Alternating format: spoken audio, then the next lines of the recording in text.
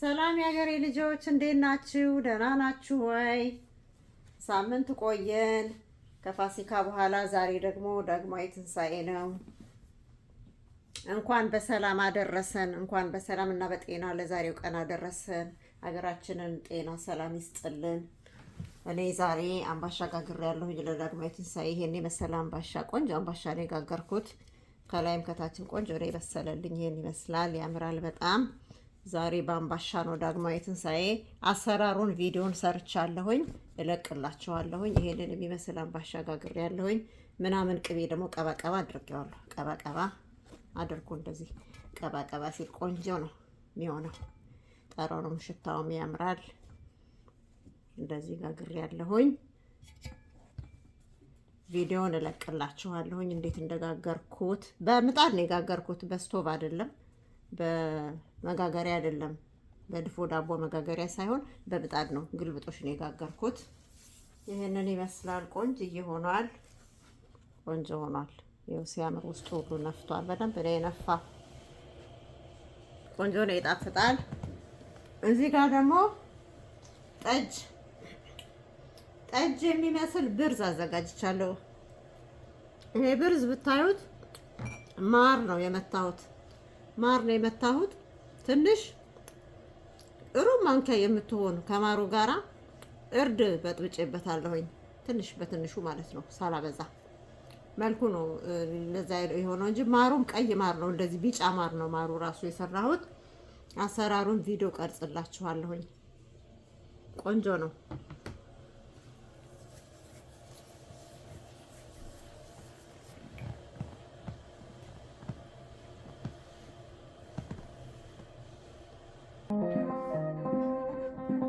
አሁን ቡና እየጠጣን ነው። ቡና አፍልተናል። መዝሙር እየሰማን ነው።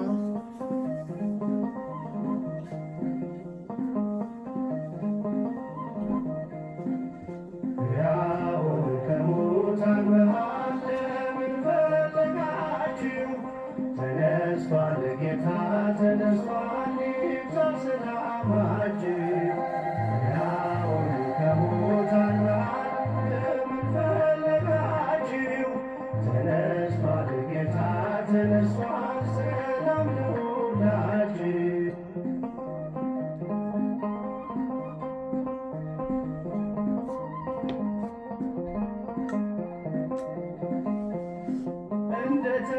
እንደተናገረው በገሊላ ሳለ በኃጢአተኞች እጅ በእንጨት ተሰቀለ።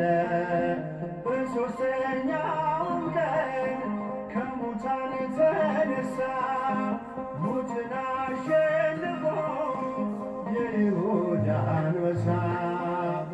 ሕያውን ከሙታን መሃል ለምን ፈለጋችሁ? ተነስቷል ጌታ ተነስቷል፣ ይብዛ ሰላማችሁ። ሕያውን ከሙታን መሃል ለምን ፈለጋችሁ? ተነስቷል ጌታ ተነስቷል፣ ሰላም ለሁላችን።